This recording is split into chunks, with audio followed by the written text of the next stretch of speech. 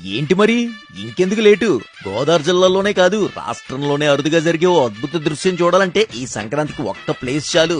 అప్పన్నపల్లి బాలబాలాజీ స్వామివారి ఆలయం జనవరి 14 ఉదయం 5 గంటలకు 1,00,000 భోగి పడకలతో భోగి మంట.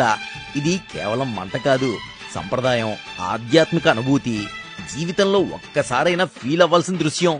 1,00,000 పిడకలో చేతుల్లో పట్టుకుని భోగిమంట చుట్టూ తిరుగుతూ ఆ పిడకలను మంటలో వేస్తే వచ్చే ఫీలు మాటల్లో చెప్పలేం. ఇలాంటి అనుభూతి కోసం చాలా మంది ఎదురు చూస్తారు, కానీ చిన్న చిన్న భోగి మంటల దగ్గరే ఆగిపోతారు. ఈసారి మాత్రం గ్రాండ్ గా చూడాలంటే అప్పన్నపల్లికే రావాలి. ఈ మహావైభవాన్ని సక్సెస్ చేయడానికి అప్పన్నపల్లి బాలబాలాజీ దేవస్థానం అధికారులు, సిబ్బంది అందరూ ఫుల్ రెడీ. ఇంకో హైలైట్ తెలుసా? ఆ రోజంతా సాంస్కృతిక కార్యక్రమాల సందడి, హరిదాసులు, గంగిరెద్దులాట్లు, సంప్రదాయ నృత్యాలు, ఇతర రాష్ట్రాల ప్రత్యేక ప్రదర్శనలు, మన గోదావరి సంస్కృతి మొత్తం ఒకే స్టేజ్ పైనే.